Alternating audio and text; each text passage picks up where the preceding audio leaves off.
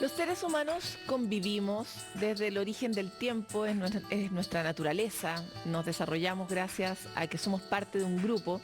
Sin embargo, hemos empezado a hablar de la convivencia y particularmente de la convivencia escolar como si fuera un fenómeno nuevo ahora que se convirtió en un problema. Lo empezamos a escuchar cada vez con mayor frecuencia, a través de las noticias, con algunas historias realmente alarmantes que están viviendo nuestros niños y niñas en los colegios, sobre todo con la vuelta de la pandemia, cuando llegamos otra vez a vernos, ¿no? A encontrarnos. Una generación de escolares durante mucho tiempo pasó sin ensayar esta práctica muy de monos que tenemos los humanos, que es como aprender en una coreografía, por un lado a pelear, por otro lado a jugar, por otro lado a encontrarnos, y es eso lo que nuestros niños y niñas perdieron durante todo este tiempo como offline. Sin embargo, también había cosas antes, y nos encantaría hablar sobre justamente este asunto de la convivencia escolar de forma lo más profunda posible, y también no echándole toda la culpa a la pandemia, porque realmente nuestra sociedad no comenzó después de la pandemia, y para eso nos acompaña hoy Cristian Berger, académico de Psicología de la Universidad Católica. Muchas gracias por estar aquí. Gracias por la invitación, Paloma. Cristian, quisiera partir con esta idea. De alguna forma la pandemia nos ha permitido tantas cosas, ¿no? Fue un experimento en vivo donde pudimos ver qué nos pasa cuando estamos solos, qué nos pasa cuando no interactuamos, qué le pasa a nuestra biología, a nuestras emociones, y por eso de alguna manera todos empezamos a decir, bueno, es que después de la pandemia nos pasó esto porque fue un trauma muy grande social, ¿no? Pero parece que nuestros problemas de convivencia no vienen de la pandemia, vienen desde antes. ¿Cuál sería tu visión como experto en la materia, particularmente en el ecosistema de los colegios? Sí, creo que la pandemia nos hizo reconocer cosas que antes no estaban tan visibles, como por ejemplo el valor que le damos a los vínculos, ¿no? Tú cuando le preguntabas a los niños qué es lo que más echan de menos de la escuela en pandemia, era a los amigos, a las amigas, los espacios cotidianos, y eso creo que eso nos visibilizó. Ahora, como tú bien dices, el problema de la convivencia o las formas de convivir son históricas, ¿no? Uno piensa cómo, por ejemplo, la violencia, el problema de la violencia en las escuelas, que es una forma de convivencia que está instalada en diferentes formas también en la sociedad, en las familias, en la política, en el comercio, ¿no? Entonces tiene que ver con las maneras en que nosotros intencionamos cómo convivimos con otros y con otras. A mí me encantaría primero saber, porque uno tiende a creer que el mundo que percibe es el mundo. Entonces uno dice, no, pero si el colegio es un espacio de conflicto, no, pero si la gente se pelea en la calle. Y la verdad es que habitualmente cuando uno sale un poco de su mundo, se da cuenta de que eso no ocurre necesariamente, por ejemplo, en distintas regiones en el país, en distintos territorios, con otras formas de vida o en otros países, ¿no? Entonces lo primero es como nuestra manera de convivir. ¿Sabemos si es más mala o más violenta que, por ejemplo, las de la región de Latinoamérica? Es una súper buena pregunta, porque además ponerle el valor de buena o mala significa que tú tienes un parámetro de lo que es ideal, ¿no? Por ejemplo, el conflicto no es un problema. El conflicto es necesario para el desarrollo del aprendizaje. El tema es cómo tú Resuelves el lo conflicto. resuelves y generas Pero condiciones. la violencia sí es un problema. La violencia es un problema, pero no es lo mismo, ¿no? Entonces, cuando un conflicto no se resuelve adecuadamente, puede devenir en violencia, ¿no? Entonces, tu pregunta de cómo estamos con otros países, la verdad es que estamos en cifras más o menos equivalentes en términos de aparición de violencia. La pregunta es cómo estamos en otros indicadores, por ejemplo, confianza, seguridad en la escuela, vínculos positivos, sentido de pertenencia. ¿Y la respuesta? Y la respuesta es bastante compleja porque no hay mediciones internacionales comparativas, ¿no? Con países similares. Cuando tú comparas Chile con países como, o sea, Estados Unidos o Europa, la realidad es tan diferente que es una comparación bastante injusta, ¿no? Y si lo comparas con países de la región, tenemos muy pocos datos en convivencia positiva, que podríamos llamarlo así. Mi sensación es que además Chile se ha visto tensionado en los últimos años por varias cosas. Estallido social por una parte, los inmigrantes, ¿no? Que nos están cambiando el ecosistema en general y nos ponen desafíos nuevos que son también una riqueza para la convivencia, ¿no? Que tenemos que aprender a aprovecharlos y a trabajar en esa línea. Ahora, tú perteneces a esta comisión de expertos que está trabajando en el problema de la convivencia escolar. Lo voy a plantear como un problema por ahora, pero definitivamente también es una oportunidad.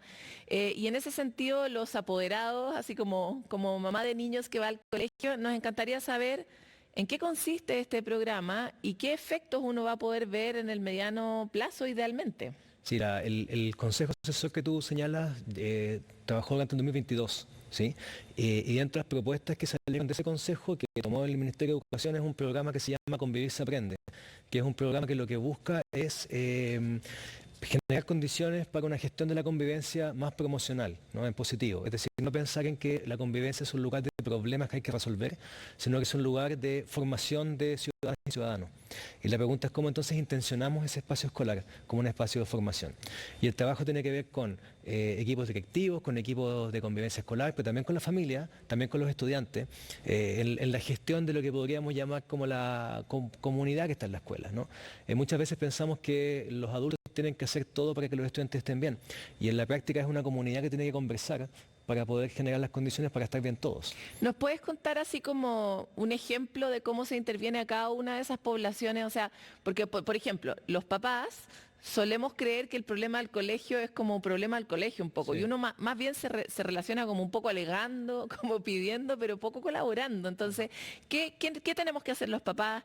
¿Qué tienen que hacer los niños? ¿Y qué tienen que hacer los profesores y las Sí. comunidades escolares? Cuando tú entiendes que la escuela es una comunidad que forma, lo primero que tienes que hacer es ponerte de acuerdo, padres, familias y escuelas, en cuáles son las principales líneas de formación, cuáles son los mecanismos, por ejemplo, para resolver un conflicto, cuáles son los canales reglamentarios para eso.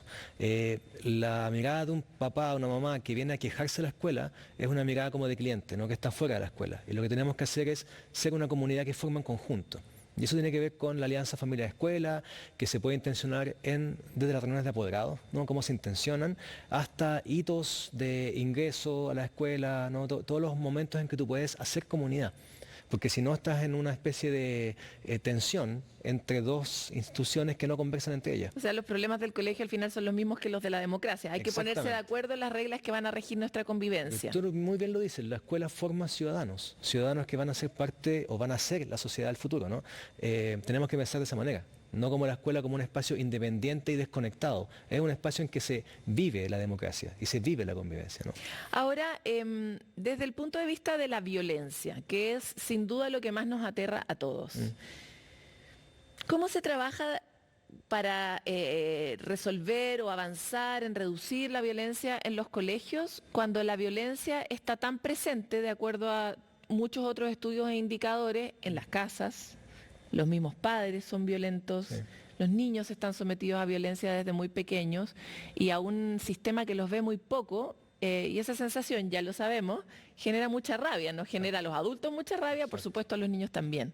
Exacto, bueno, esa es una clave de acción, ¿no? Que es visibilizar más y hacer más partícipes a la gente.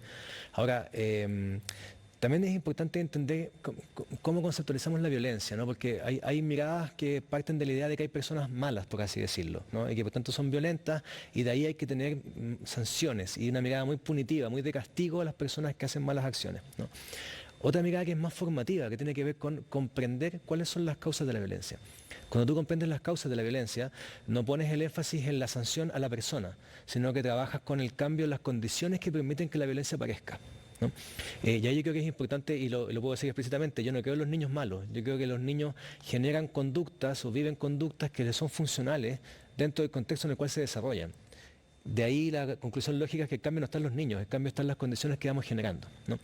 Y ahí está el trabajo, por ejemplo, en clima escolar, en cómo tú generas condiciones para la integración y la inclusión, todos los modelos que tienen que ver con cómo tú incluyes la diferencia, ya sea de ciudadanía, ya sea de minorías sexuales, etcétera, tienen que ver con cómo tú vives con el otro, con el que es distinto, ¿no?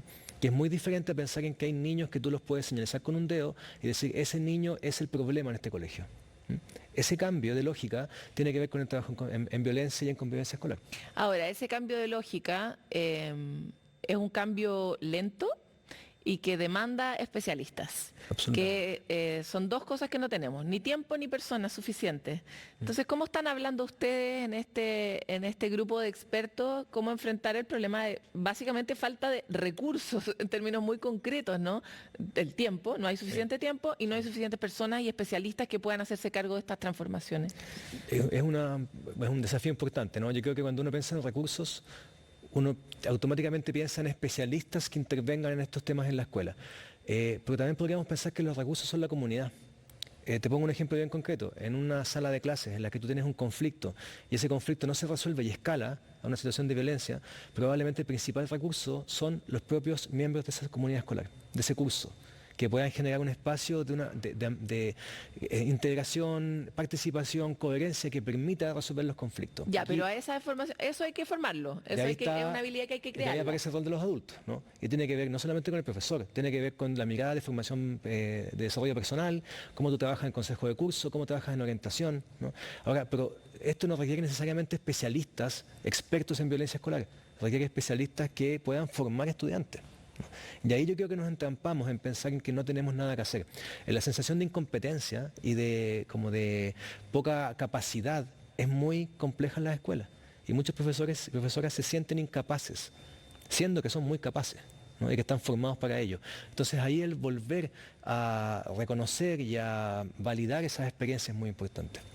Hay una cosa que me nace inevitablemente que es como una analogía con cómo reconocer los signos de una enfermedad antes de tiempo, ¿no? Antes de que se manifieste. Y es claro, cuando lo que tienes que resolver es violencia muy explícita y muy escalada, ahí parece que uno igual se vuelve bastante incapaz tal vez. Pero cuando lo que tienes que resolver son pequeñas formas de conflicto cotidiano, sí. diferencias de opinión, debates sobre la materia que se está trabajando, o sea, como que tal vez ahí hay una buena oportunidad de trabajo. Absolutamente, y aquí estamos hablando de temas que tienen que ver, por ejemplo, con el desarrollo moral de los estudiantes, ¿no? Si tú, por ejemplo, yo siempre ocupo este ejemplo con mis estudiantes, si tú tienes un estudiante que, hago un paréntesis, los estudios en Chile muestran que el 90 y tanto por ciento de los estudiantes no quiere violencia en las escuelas y no le gusta. O sea, estamos todos de acuerdo en que la violencia no debería estar en las escuelas, pero igual está instalada. Entonces, cuando tú tienes un estudiante que se enfrenta a un caso de bullying entre sus compañeras o compañeros, se siente mal.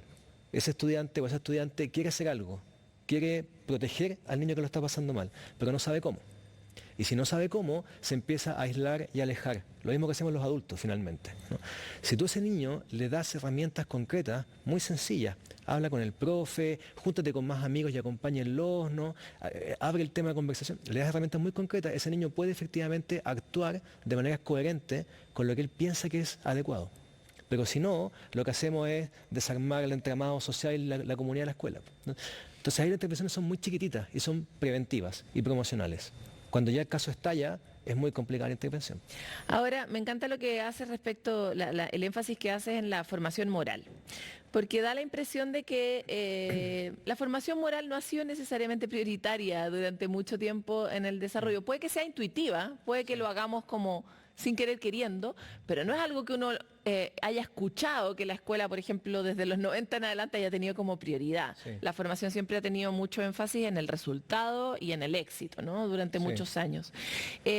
Cuando uno dice cuáles son los valores que constituyen tal vez la base de un ecosistema sano de violencia o una buena convivencia, cuáles son los valores morales que son pilares para esa.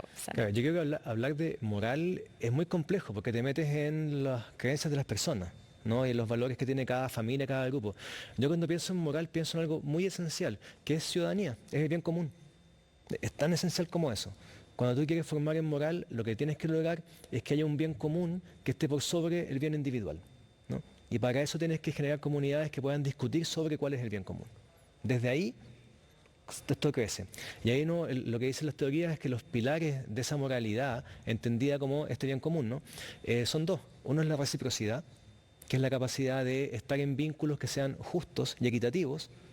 Problema en este país, ¿no? Establecer vínculos de justicia y de equidad que te genera la sensación de que somos mutuamente dependientes y por tanto nos cuidamos como comunidad.